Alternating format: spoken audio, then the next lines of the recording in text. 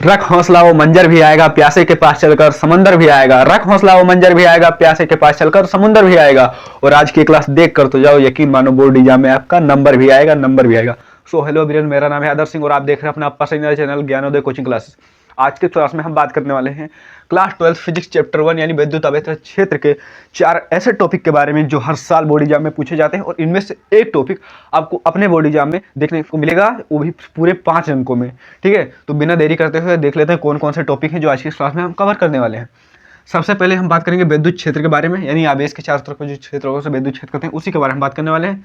उसके बाद विद्युत क्षेत्र रेखाएं, जिसे हम विद्युत बल रेखाएं भी कहते हैं।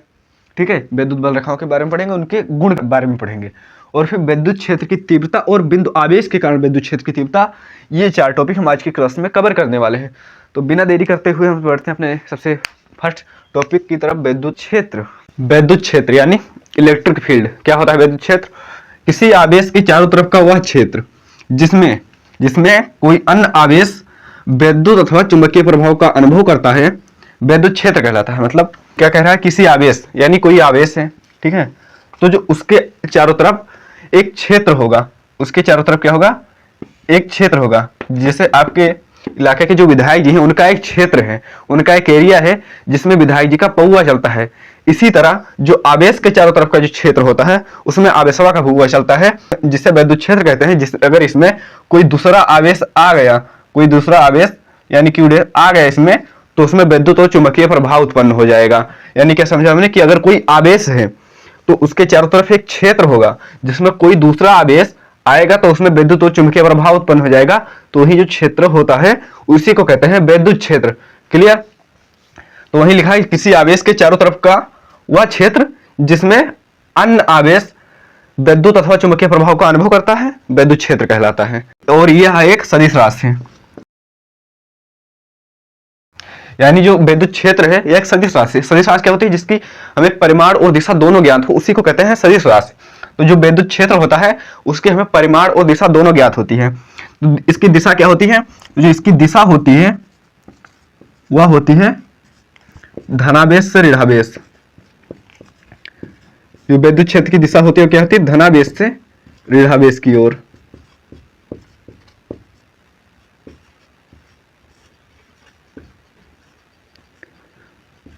बोलो क्या इतनी बात समझ में आई कि विद्युत क्षेत्र किसे कहते हैं? किसी आवेश के चारों तरफ का जो क्षेत्र होता है जिसमें अन्य आवेश विद्युत अथवा चुंबकीय प्रभाव को अनुभव करता है, उसी क्षेत्र को कहते हैं विद्युत क्षेत्र। और यह एक सदिश राशि है, इसकी दिशा धनावेश से ऋणावेश की तरफ होती है और इसे ई से प्रदर्शित करते हैं, इसे ई से प्रदर्शित करते हैं, यानी इलेक्ट्रिक फील्ड। ठीक है, यानी हम क्या समझे कि जो आवेश होता है उसके चारों तरफ का जो क्षेत्र होता है वही विद्युत क्षेत्र होता है। यानी हम यह भी लिख सकते हैं कि आवेश के चारों तरफ का क्षेत्र, या फिर लिख सकते हैं कि आवेश के क्षेत्र को ही विद्युत क्षेत्र कहते हैं। यह भी लिख सकते हैं कि आवेश के क्षेत्र को ही विद्युत क्षेत्र कहते हैं। अब ये बात याद रहेगी ना, ये जो आवेश होता है उसी के क्षेत्र को ही विद्युत क्षेत्र कहते हैं। यानी जो आवेश होता है उसके चारों तरफ एक क्षेत्र होता है, उसी को ही विद्युत क्षेत्र कहते हैं। अगर इसमें कोई दूसरा आवेश आ जाएगा तो उसमें वो विद्युत और चुंबकीय प्रभाव का अनुभव करने लगेगा, तो वही जो इसके चारों तरफ का जो क्षेत्र होता है आवेश के, वही कहलाता है विद्युत क्षेत्र। यानी आवेश के क्षेत्र को ही विद्युत क्षेत्र कहते हैं। क्या इतनी बात क्लियर है? तो चलते हैं अपने नेक्स्ट टॉपिक की तरफ। विद्युत क्षेत्र हमने समझ लिया, अब इसके बाद समझते हैं विद्युत क्षेत्र रेखाओं के बारे में और देखते हैं क्या होती है विद्युत क्षेत्र रेखाएं। तो जो विद्युत क्षेत्र रेखाएं हैं वो क्या है? विद्युत क्षेत्र रेखाएं वे काल्पनिक रेखाएं हैं जो किसी बिंदु पर विद्युत क्षेत्र की दिशा को प्रदर्शित करती हैं। यानी इसे हम अच्छे से समझते हैं डायग्राम के जरिए। ठीक है, अगर हम मान लेते हैं हमारे पास कोई दो आवेश हैं, ठीक है, एक आवेश से धनावेश और दूसरा आवेश से ऋणावेश। तो धनावेश से कुछ काल्पनिक रेखाएं निकलकर ऋणावेश में प्रवेश करेंगी। ठीक है, कुछ काल्पनिक रेखाएं जो धनावेश से निकलकर ऋणावेश में प्रवेश करेंगी, धनावेश से निकलकर ऋणावेश में। और इन्हीं काल्पनिक रेखाओं को कहते हैं विद्युत क्षेत्र रेखाएं या फिर विद्युत बल रेखाएं कहते हैं। और अगर हम विद्युत क्षेत्र रेखा के किसी भी बिंदु पर एक स्पर्श रेखा खींच दें, मान लीजिए हमने यहाँ पर खींच दिया एक स्पर्श रेखा, विद्युत क्षेत्र रेखा के एक बिंदु पर यहाँ पर हमने एक स्पर्श रेखा खींच दिया, तो ये जो विद्युत क्षेत्र रेखाएं होंगी वो उस बिंदु पर विद्युत क्षेत्र की दिशा को प्रदर्शित करेंगी। यानी हमने यहाँ पर एक स्पर्श रेखा खींच दिया तो ये स्पर्श रेखा होगी विद्युत क्षेत्र की दिशा को प्रदर्शित करेगी। यानी हम ये भी कह सकते हैं कि जो विद्युत क्षेत्र की दिशा को प्रदर्शित करने वाली काल्पनिक रेखाएं ही कहलाती हैं विद्युत क्षेत्र रेखाएं। अगर हमने यहाँ पर एक स्पर्श रेखा खींच दिया तो यहाँ पर विद्युत क्षेत्र की दिशा को प्रदर्शित करेगी। हमने यहाँ पर अगर हमें यहाँ पर विद्युत क्षेत्र की दिशा को ज्ञात करना है तो यहाँ पर हम एक स्पर्श रेखा खींच देंगे। यानी विद्युत क्षेत्र रेखाओं के अगर किसी भी बिंदु पर एक स्पर्श रेखा खींच दें तो विद्युत क्षेत्र की दिशा को प्रदर्शित करेंगी। यानी हम कह सकते हैं कि विद्युत क्षेत्र की दिशा को प्रदर्शित करने वाली काल्पनिक रेखाएं ही क्या कहलाती हैं, विद्युत क्षेत्र रेखाएं। ठीक है, तो एग्जाम में आपसे नहीं पूछा जाए कि विद्युत क्षेत्र रेखाएं किन्हें कहते हैं। ठीक है, ये इससे ज़्यादा इंपॉर्टेंट है विद्युत क्षेत्र रेखाओं के गुण। आपसे वो पूछा जाएगा एग्जाम में कि आप विद्युत क्षेत्र रेखाओं के गुण लिखिए। तो आइए समझते हैं क्या होते हैं विद्युत क्षेत्र रेखाओं के गुण कौन कौन से हैं। तो जो विद्युत क्षेत्र रेखाओं के गुण हैं वो विद्युत क्षेत्र रेखाओं से भी ज़्यादा इंपॉर्टेंट है। हमने बताया अभी कि ये विद्युत क्षेत्र रेखाएं भले ही ना पूछा जाए लेकिन विद्युत क्षेत्र रेखाओं के गुण एग्जाम में हर साल पूछे जाते हैं। इसीलिए हमें इसको अच्छे से समझना है ताकि हमें दोबारा याद करने की ज़रूरत ना पड़े और हमें इसे रट कर न जाना पड़े एग्जाम में, और इससे हम इसी डायग्राम को अच्छे से समझ लें ताकि इसे हम 5 से 6 पॉइंट्स में इसके गुण को, इसके प्रॉपर्टीज के बारे में अच्छे से लिख सकें और हमें पूरे नंबर मिल जाए। कैसे लिखेंगे, हम इसे बिना रटे हुए समझते हैं। हमें इसी डायग्राम को देखना है। ठीक है, इसी डायग्राम को देखना है और इसी डायग्राम से हमें जो भी इसके बारे में ज्ञात होगा विद्युत क्षेत्र रेखाओं के बारे में वही हम इसकी प्रॉपर्टीज में लिख देंगे। ठीक है, तो चलिए हम शुरू करते हैं और देखते हैं कैसे हम इसको देखकर आसानी से इसमें से इसकी प्रॉपर्टीज को ढूंढेंगे। ठीक है, अगर हम इसको ध्यान से देखें तो सबसे पहले हमें क्या दिखाई देगा, सबसे पहले हमें दिखाई देगा कि जो विद्युत क्षेत्र रेखाएं हैं वो धनावेश से निकलकर ऋणावेश में प्रवेश कर रही हैं। और पहली निकली धनावेश से ऋणावेश में गई, दूसरी भी धनावेश से निकलकर ऋणावेश में गई और तीसरी भी धनावेश से निकलकर ऋणावेश में गई। यानी जो विद्युत क्षेत्र रेखाएं हैं वो हमेशा धनावेश से निकलकर ऋणावेश में प्रवेश करती हैं। और यही हमें लिखना है जो इसके गुण में कि जो विद्युत क्षेत्र रेखाएं होती हैं, विद्युत क्षेत्र रेखाएं हमेशा धनावेश से निकलकर ऋणावेश में प्रवेश करती हैं। क्या लिखेंगे कि विद्युत क्षेत्र रेखाएं हमेशा धनावेश से निकलकर ऋणावेश में प्रवेश करती हैं। ये हो गया इसका पहला पॉइंट कि जो विद्युत क्षेत्र रेखाएं हैं वो हमेशा धनावेश से निकलकर ऋणावेश में प्रवेश करती हैं। अब इसका दूसरा पॉइंट क्या लिखेंगे, दूसरा पॉइंट इसका दूसरा गुण क्या लिखेंगे। अब फिर से हम इस डायग्राम को हमें दोबारा देखना है। ठीक है, अब ये हो गया कि दो धनावेश से निकलकर ऋणावेश में प्रवेश करती हैं, इसका होगा पहला गुण। अब हमें और ढूंढना कि हमें इसमें और क्या मिलेगा विद्युत क्षेत्र रेखाओं के बारे में। तो हम देखेंगे कि जो विद्युत क्षेत्र रेखाएं हैं वो एक निकली, फिर दूसरी निकली, फिर तीसरी निकली, इसी तरह ये निकलेगी अनंत तक। यानी विद्युत क्षेत्र रेखाएं जो होती हैं वो लगातार होती हैं, यानी सतत होती हैं। विद्युत क्या लिखेंगे, विद्युत क्षेत्र रेखाएं सतत होती हैं।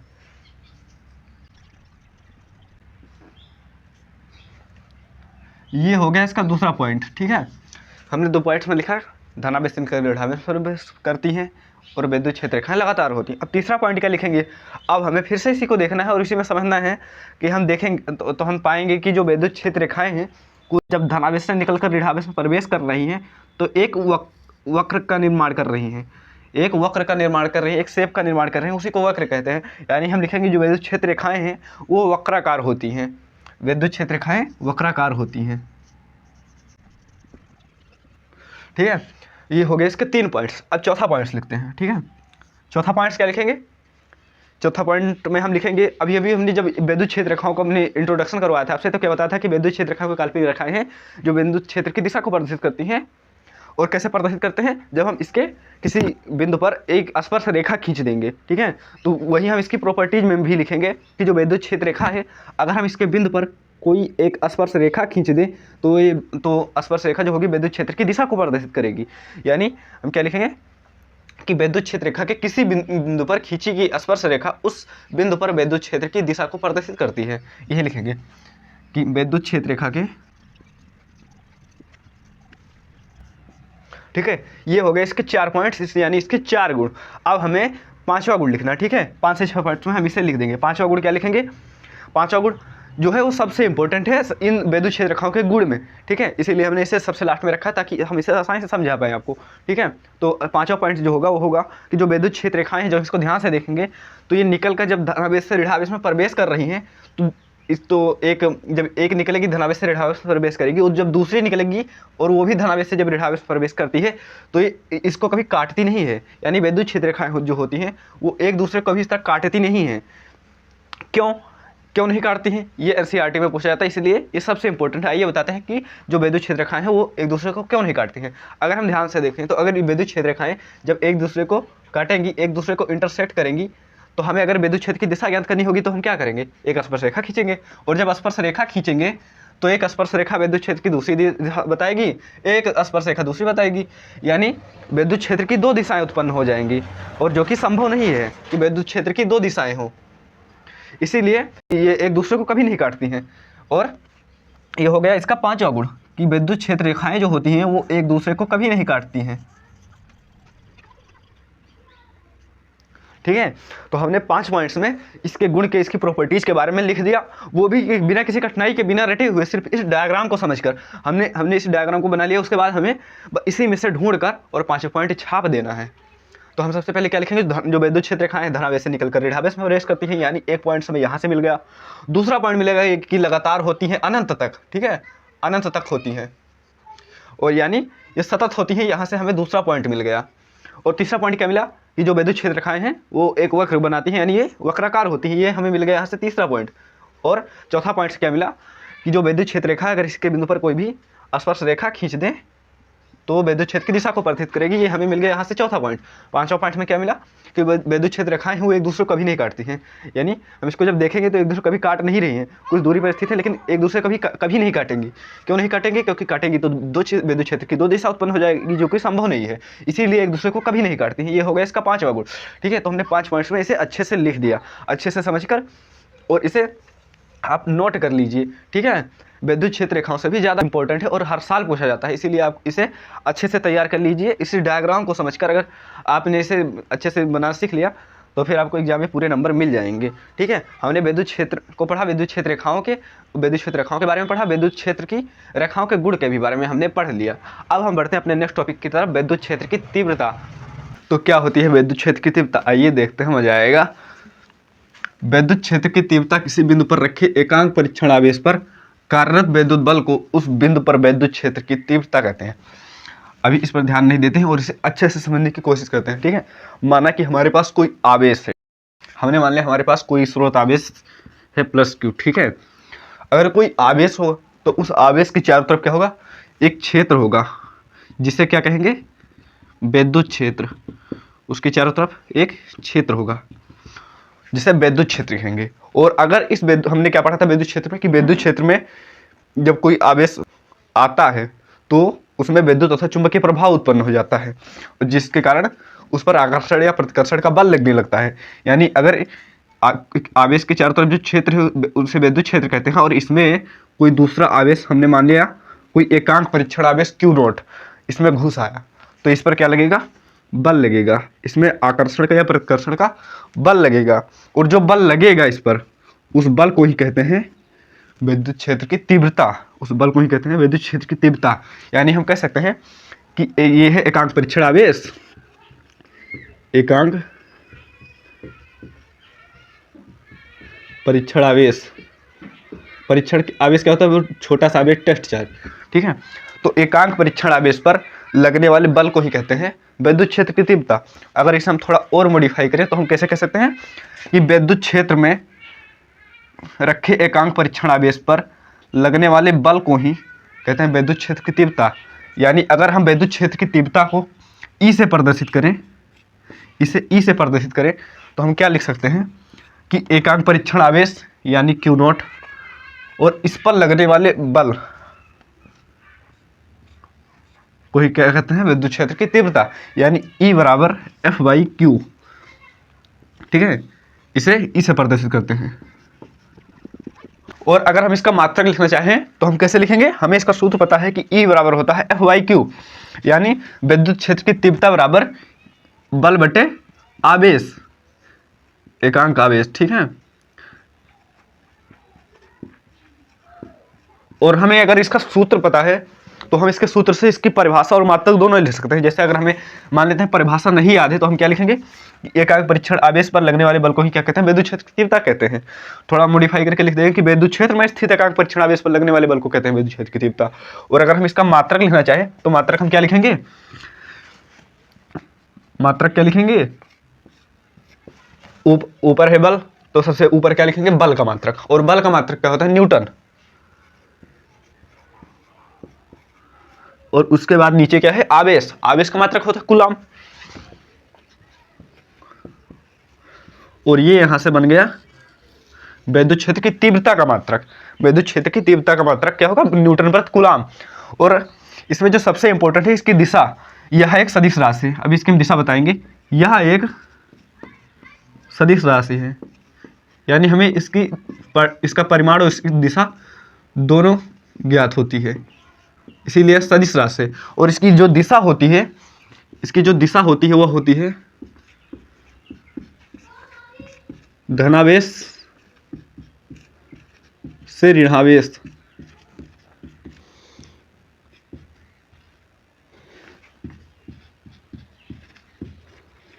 इसकी जो दिशा होती है वो होती है धनावेश से ऋणावेश। मतलब अगर यहाँ पर कोई धनावेश रखा है और यहाँ पर कोई ऋणावेश रखा है, तो जो विद्युत क्षेत्र की दिशा होगी वो किस तरफ होगी, इस तरफ, इस तरह। यानी अगर हम इसे लिखना चाहें तो क्या लिखेंगे कि विद्युत क्षेत्र की जो दिशा होगी वो धनावेश से बाहर होगी और ऋणावेश की ओर होगी। ठीक है, क्या लिखेंगे, धनावेश से बाहर, धनावेश से बाहर और ऋणावेश की ओर। विद्युत क्षेत्र की दिशा क्या होगी, धनावेश से बाहर और ऋणावेश की ओर होगी। और यह एक सदिश राशि है। अब अगर हम इसका बीमीय सूत्र लिखना चाहें तो हम क्या लिखेंगे, बीमीय सूत्र। इसकी बीमा लिखेंगे, क्या लिखेंगे, इसकी बीमा लिखेंगे कि सबसे पहले अगर हम इसकी बीमा लिखना होगा तो इसके सूत्र से ही इसकी हम बीमा भी लिखेंगे, क्योंकि हमें पता है कि E बराबर होता है विद्युत क्षेत्र की तीव्रता बराबर बल बटे आवेश। तो हम सबसे पहले बल की बीमा लिखेंगे, उसके बाद नीचे आवेश की बीमा लिखेंगे, और ये बन जाएगा विद्युत क्षेत्र की तीव्रता की बीमा। यानी हम बल की बीमा क्या होती है, बल की बीमा होती है mLT की पावर -2, और आवेश की बीमा होती है AT। आवेश की बीमा क्या होती है, AT। तो अगर ये ऊपर जाएगा तो क्या हो जाएगा, M और फिर ML, और फिर ये A ऊपर जाएगा तो एक की घात -1 हो जाएगा, माइनस में हो जाएगा। और T ऊपर जाएगा तो -2 वहाँ पहले से है, और ये भी एक माइनस हो जाएगा तो T की पावर -3 हो जाएगा। और ये हो गई इसकी बीमा ML A की पावर -1 इंटू T की पावर -3। हमने क्या समझा, विद्युत क्षेत्र की तीव्रता क्या होती है कि विद्युत क्षेत्र में रखे एकांक परीक्षण आवेश पर जो बल लगता है उसी को कहते हैं विद्युत क्षेत्र की तीव्रता। यानी हम अगर बल को F से प्रदर्शित करें और एकांक आवेश को Q से, तो लिख सकते हैं कि विद्युत क्षेत्र की तीव्रता बराबर बल बटे एकांक आवेश। और यहाँ से हम इसकी परिभाषा क्या लिख सकते हैं कि एकांक आवेश पर लगने वाला बल ही क्या कहलाता है, विद्युत क्षेत्र की तीव्रता कहलाता है।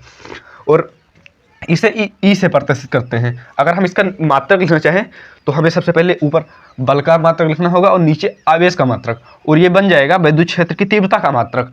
और इसी तरह हमें बीमा सूत्र लिखना होगा तो क्या लिखेंगे, ऊपर बल की बीमा, नीचे आवेश की बीमा, और ये बन जाएगी विद्युत क्षेत्र की तीव्रता की बीमा। और यह एक, हमने क्या बताया, यह एक सदिश राशि। ये इसमें बहुत इंपॉर्टेंट है कि यह एक सदिश राशि, और इसकी जो दिशा होती है, इसकी दिशा धनावेश से ऋणावेश होती है। यानी धनावेश से बाहर होगी और ऋणावेश की ओर होगी। ठीक है, तो इतनी बातें थी जो आपको नोट करनी चाहिए। ठीक है, और अब इसमें हम बढ़ते हैं अपने नेक्स्ट टॉपिक की तरफ, जो है विद्युत क्षेत्र की तीव्रता को हमने समझ लिया। अब हम समझते हैं विद्युत क्षेत्र, बिंदु आवेश के कारण विद्युत क्षेत्र की तीव्रता। ठीक है, अगर कोई बिंदु आवेश रखा है, अभी हमने क्या पढ़ा, एकांक आवेश के कारण विद्युत क्षेत्र की तीव्रता, ये है एकांक आवेश जब कोई रखा हो। और अब हम क्या पढ़ेंगे, बिंदु आवेश के कारण विद्युत क्षेत्र की तीव्रता। यानी अगर कोई आवेश रखा है, उससे कोई दूरी पर बिंदु आवेश रखा है, कोई बिंदु आवेश, तो वहां पर जो हमें विद्युत क्षेत्र की तीव्रता की सूत्र मिलेगा वहां से मिलेगा हमें। ठीक है, तो बिना देरी करते हुए बढ़ते हैं अपने नेक्स्ट टॉपिक की तरफ, जो है बिंदु आवेश के कारण विद्युत क्षेत्र की तीव्रता। तो आइए देखते हैं बिंदु आवेश के कारण विद्युत क्षेत्र की तीव्रता। बिंदु आवेश के कारण विद्युत क्षेत्र की तीव्रता, ये पढ़ने में जितना बड़ा टॉपिक लग रहा है उतना ज़्यादा है नहीं, बहुत ही छोटा टॉपिक है, और सिर्फ 3 से 4 लाइनों में ही ये खत्म हो जाएगा। बहुत ही, अगर विद्युत आवेश क्षेत्र वाले चैप्टर का कोई सबसे कूलाम के नियम के बाद कोई दूसरा सबसे ज़्यादा आसान कोई डेरिवेशन है तो वो है बिंदु आवेश के कारण विद्युत क्षेत्र की तीव्रता। ठीक है, बहुत ही आसान है और बहुत आसानी से आप समझ जाएंगे। सिर्फ इसकी लैंग्वेज जो है आप अच्छे से लिख देंगे ताकि जो है आपको पूरे नंबर मिल जाएं। ठीक है, आइए समझते हैं कि कैसे बहुत ही ईजी है। ठीक है, और समझते हैं सुकून से। मान लीजिए कि हमारे पास कोई आवेश है, मान लीजिए कि हमारे पास कोई आवेश है, स्रोत आवेश प्लस Q, और इससे R दूरी पर कोई क्या है, बिंदु आवेश है, कोई बिंदु आवेश है Q0। क्या माना हमने कि हमारे पास कोई आवेश है, स्रोत आवेश, और इससे R दूरी पर कोई बिंदु आवेश Q0 स्थित है। अब देखो, अगर कोई बिंदु आवेश है और कोई दो आवेश है तो उनके बीच तुरंत ही कूलाम चच्चा टपक पड़ेंगे और वो यहाँ पर बल लगाने लगेंगे कि नहीं। कहीं अगर दो आवेश, यानी अगर कोई दो आवेश एक दूसरे से कुछ दूरी पर स्थित है तो उनके बीच बल लगेगा, वहाँ पर कूलाम चच्चा कूदकर बल लगाने लगेंगे, यानी इनके बीच बल लगेगा। ठीक है, बल लगेगा। बल चाहे आकर्षण का हो चाहे प्रतिकर्षण का। आकर्षण का कब होगा और प्रतिकर्षण का कब होगा? जब दोनों आवेशों की प्रकृति जो है वो समान होगी तो वो एक दूसरे को प्रतिकर्षित करेंगे, और जब दोनों आवेशों की प्रकृति जो है वो विपरीत होगी, यानी एक धनावेश है और दूसरा ऋणावेश है, तो एक दूसरे को आकर्षित करेंगे, यानी इनके बीच बल लगेगा। अब देखिए इसे हम लिखते हैं कैसे। सबसे पहले हमने माना, क्या माना हमने?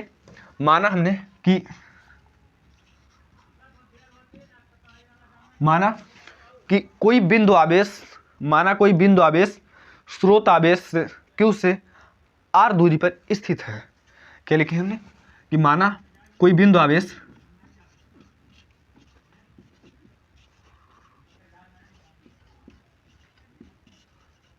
क्या माना हमने कि कोई बिंदु आवेश Q0 स्रोत आवेश Q से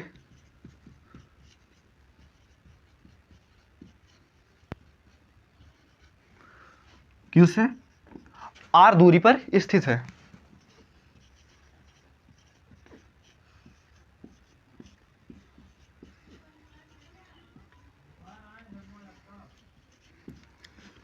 ठीक है, बोलो क्या इतना समझ में आई कि हमने क्या लिखा?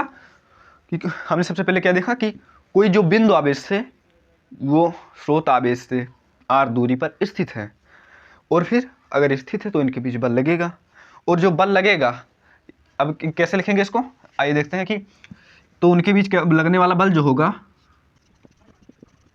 तो उनके बीच लगने वाला बल क्या होगा? क्या बताया था हमने कूलाम के नियम में? जो सूत्र मिला था हमें, Q बराबर F बराबर 1/4πε0 इंटू Q1 Q2 का बटे R²। तो वही हमें यहाँ लिखना है कि F बराबर उनके बीच लगने वाला जो बल होगा, F बराबर क्या होगा? 1/4πε0 इंटू Q1 Q2। अब वहाँ पर देखिए Q1 Q2 था, दो आवेश थे, यानी पहला आवेश और दूसरा आवेश, यानी Q इंटू Q0 बटे R²। ये हो जाएगा दोनों आवेशों के बीच लगने वाला बल, 1/4πε0 इंटू Q0 बटे R²। अब देखिए, अगर हम यहाँ से ध्यान से समझने की कोशिश करें तो जो Q0 है इसको हम क्या यहाँ पर ला सकते हैं, इसके नीचे क्या ला सकते हैं? अब देखिए इधर ये गुणा में है और जब इधर आएगा तो भाग में हो जाएगा, यानी F/Q0 हो जाएगा। और ऐसा हम लिख सकते हैं क्योंकि क्रॉस मल्टीप्लाई में क्या होता है, जो इधर का रहता है वो इधर आ जाता है, इधर का इधर चला जाता है। ठीक है, यही तो होता है। तो इधर ये गुणा में है तो इधर आकर डिवाइड हो जाएगा, भाग में हो जाएगा। ठीक है, और डिवाइड हो जाएगा तो अब इधर क्या बचेगा? 1/4πε0 इंटू Q, और Q0 इधर चला आया है तो Q0 नहीं रहेगा और बटे R²। अब देखिए क्या इतनी बात समझ में आई कि जो हमने कुछ किया नहीं कि दोनों आवेशों के बीच की दूरी R है और फिर उनके बीच लगने वाला जो बल होगा वो इतना होगा, और फिर यहाँ से हमने Q0 को निकाल कर इधर भेज दिया। अब देखिए अगर हम इसको ध्यान से देखें तो इसके स्थान पर हम क्या लिख सकते हैं? इसके स्थान पर F/Q0। इसके स्थान पर क्या लिख सकते हैं? F बराबर होता है बल और बटा आवेश। बल बटे आवेश बराबर हमने क्या बताया था? विद्युत क्षेत्र की तीव्रता, एकांक आवेश पर लगने वाला बल, विद्युत क्षेत्र की तीव्रता, यानी E बराबर होता है F/Q। यानी हम F/Q के स्थान पर क्या लिख सकते हैं? E लिख सकते हैं। हमने यहाँ पर क्या लिख दिया? F/Q0 के स्थान पर E, और ई बराबर क्या हो गया, बाकी सब मैंने वैसे ही लिख दिया, 1/4 pi epsilon not into Q बटे आर स्क्वायर, बाकी वैसे ही लिख दिया। और ये हमारा मिल गया बिंदु आवेश के कारण विद्युत क्षेत्र की तीव्रता का फॉर्मूला। और अब हम इसका मात्रक लिखने क्या लिखेंगे, विद्युत क्षेत्र की तीव्रता का मात्रक क्या होता है, जैसे बल का मात्रक होता है न्यूटन और बटे आवेश का मात्रक होता है कूलाम। तो विद्युत क्षेत्र की तीव्रता का मात्रक क्या है, न्यूटन प्रति कूलाम। ये हो गया इसका मात्रक, बिंदु आवेश के कारण विद्युत क्षेत्र की तीव्रता। अब देखिए हम फिर से एक बार फिर से समझते हैं कि क्या माना हमने कि कोई बिंदु आवेश है जो स्रोत आवेश की, उसे स्रोत आवेश क्या होता है, जिसके कारण विद्युत क्षेत्र उत्पन्न होता है, यानी जो विद्युत क्षेत्र का मालिक होता है इसका, वही होता है स्रोत आवेश। और उससे कुछ दूरी पर क्या स्थित है, बिंदु आवेश, बिंदु आवेश क्यू नॉट। अब बिंदु आवेश क्या होता है, बहुत छोटा सा, बहुत छोटा सा, बहुत ही कम, ठीक है, कुछ दूरी पर स्थित है, हमने दूरी मान ली r दूरी पर स्थित है।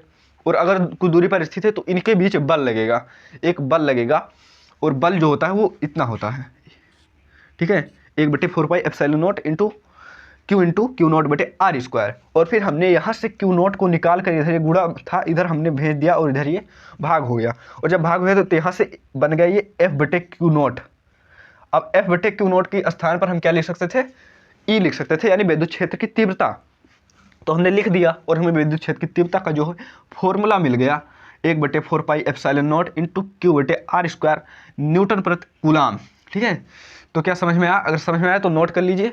और ये रहा हमारी आज की क्लास का सबसे लास्ट टॉपिक। और फिर आज की क्लास में हमने क्या समझा, विद्युत क्षेत्र रेखाएं, विद्युत क्षेत्र रेखाओं के गुण और विद्युत क्षेत्र की तीव्रता और बिंदु आवेश के कारण विद्युत क्षेत्र की तीव्रता। यानी हमने इस क्लास में बहुत सारे टॉपिक को कवर किया है जो आपको बोर्ड एग्जाम में देखने को मिलेगा। आगे की क्लास में हम विद्युत द्विध्रुव, विद्युत फ्लक्स और गॉस की प्रमेय के बारे में चर्चा करेंगे। ठीक है, तो जुड़ना ना भूलें, चैनल को सब्सक्राइब करके रखिए ताकि हम जब अगली क्लास लेकर आए तो सबसे पहले आप तक पहुंचे। ठीक है, फिर मिलते हैं एक नए वीडियो में नए टॉपिक के साथ।